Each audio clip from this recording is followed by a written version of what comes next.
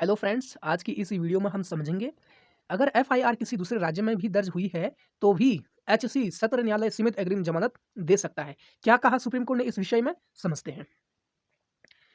Supreme court ने सोमवार को कहा है कि जब एफआईआर किसी विशेष राज्य के क्षेत्र में नहीं बल्कि एक अलग राज्य में दर्ज की गई हो तो सत्र न्यायालय या हाईकोर्ट के पास गिरफ्तारी से पहले जमानत देने की शक्ति होगी। इसमें कहा गया, नागरिकों के जीवन के अधिकार और व्यक्तिगत स्वतंत्रता की रक्षा की संवैधानिक अनिवार्यता को ध्यान में रखते हुए न्यायालय के क्षेत्राधिकार में एचसी सत्र को न्याय के हित में सीआरपीसी की धारा 438 के तहत अंतरिम सुरक्षा के रूप में सीमित अग्रिम जमानत देनी चाहिए।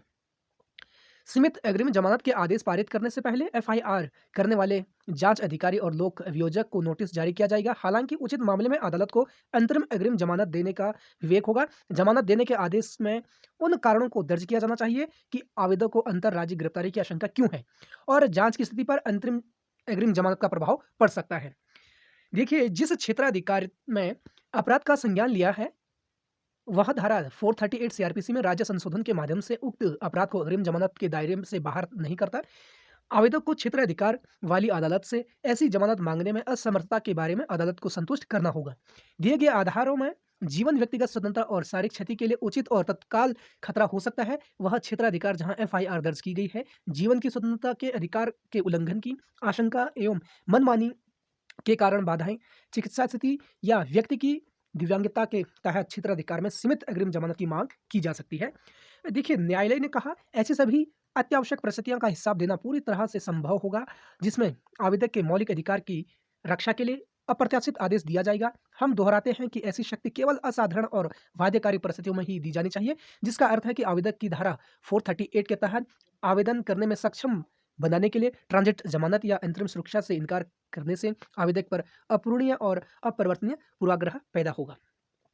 जस्टिस वीवी नागरत्ना और जस्टिस उज्जवल भुइयां की पीठ ने सत्र न्यायाधीश बेंगलोर के फैसले के खिलाफ दायर एक विशेष अनुमति याचिका में फैसला सुनाया, जिसमें आरोपी पति और अतिरिक्त जमानत याचिका को अनुमति दे दी थी।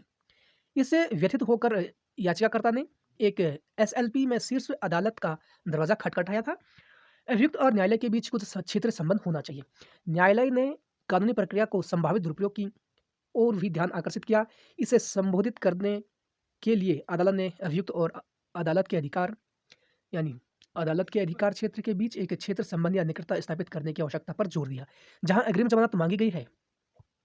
इसमें क्या कहा, देखिए, इसमें कहा गया, हम जानते हैं कि इससे आरोपी को अग्रिम जमानत के लिए अपनी पसंद का यानी अपनी पसंद की अदालत का चयन करना पड़ सकता है। फोरम शॉपिंग दिन का क्रम बन सकती है क्योंकि अभियुक्त सबसे सुविधाजनक अदालत का चयन करेगा। इससे क्षेत्राधिकार की अवधारणा भी महत्वहीन हो जाएगी जो सीआरपीसी के तहत महत्वपूर्ण है। इसलिए आरोपी द्वारा अदालत की दुरुपयोग प्रक्रिया को रोकने के लिए अदालत के लिए आरोपी और अदालत के क्षेत्राधिकार के बीच क्षेत्र संबंध निकटता का पता लगाना आवश्यक है, जिससे ऐसी राहत के लिए संपर्क किया जाता है। क्षेत्राधिकार के साथ ऐसा संबंध स्थान, व्यवसाय, कार्य या पेशे के माध्यम से हो सकता है। इससे हमारा तात्पर्य यह है कि आरोपी केवल अग्रिम जमानत लेने के लिए दूसरे राज्य की यात्रा नहीं कर सकता। विश्वास करने का कारण होने चाहिए या गैर जमानती अपराध के लिए गिरफ्तारी का आशंका होनी चाहिए। कोर्ट ने फैसले की शुरुआत एक उदाहरण से की।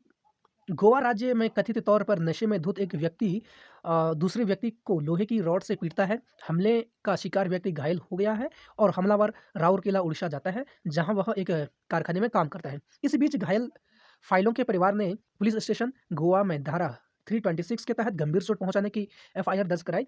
इसके बारे में पता चलने और अपनी गिरफ्तारी की आशंका होने पर कथित हमलावर राउरकेला पर अधिकार क्षेत्र वाले जिला और सत्र न्यायाधीश सुंदरगढ़ ओडिशा के समक्ष अग्रिम जमानत के लिए आवेदन करता है। अब सवाल यह था कि क्या कथित हमलावर का आवेदन सुनवाई योग्य है या नहीं। कोर्ट के सामने दो मुद्दे उठे थे कि क्या सीआरपीसी की धारा 438 के तहत अग्रिम जमानत देने की हाईकोर्ट सत्र की शक्ति का प्रयोग जो उक्त अदालत के अधिकार क्षेत्र के बाहर दर्ज की गई एफआईआर के संबंध में किया जा सकता है। क्या अग्रिम जमानत चाहने वाले आवेदक को सक्षम क्षेत्राधिकार वाली अदालत के समक्ष सीआरपीसी की धारा 438 के तहत आवेदन करने में सक्षम बनाने के लिए ट्रांजिट अग्रिम जमानत या अंतरिम सुरक्षा देने की प्रथा आपराधिक न्याय प्रशासन के अनुरूप है। न्यायालय ने कानूनी ढांचे, हाईकोर्ट के निर्णयों, अग्रिम जमानत की सुरक्षा के विकास पर चर्चा शुरू की। इसमें गुरबख्श सिंह सुबैया वर्सेस पंजाब राज्य के एक संवैधानिक पीठ के फैसले का हवाला दिया गया, जहां सुप्रीम कोर्ट ने सीजीआई डीवाई चंद्रचूड़ के माध्यम से बोलते हुए कहा, व्यक्ति स्वतंत्रता के साथ-साथ पुलिस की जाँच शक्तियों और किसी भी स्तर पर उनके सापेक्ष महत्व को संरक्षित करने में समाज की महत्वपूर्ण हिस्सेदारी है। दिया गया समय राजनीतिक परिस्थितियों की जटिलता और बाधाओं पर निर्भर करता है। आपराधिक प्रक्रिया संहिता 1973 का सेक्शन 438 के दायरे का निर्धारण करते समय इन हितों को कैसे संतुलित किया जाए, यह उक्त मामले का फोकस है। उक्त मामले का क्या था? फोकस था।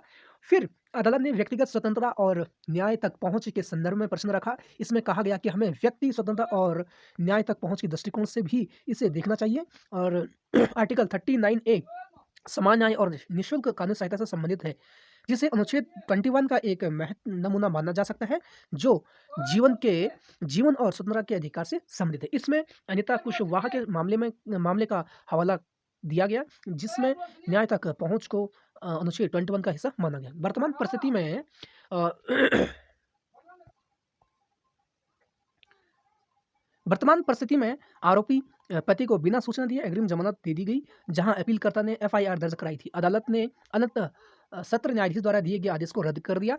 इसमें कहा गया, सत्र न्यायाधीश के अपेक्षित आदेशों के आपराधिक विधिक याचिका की अनुमति के लिए प्रतिवादी नंबर 2 पर ध्यान नहीं दिया गया है।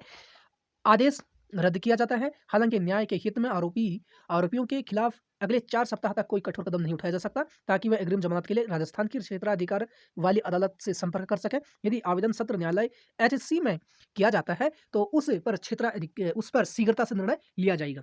देखिए, केस का टाइटल है प्रिया इंदौरिया वर्सेस कर्नाटक राज्य।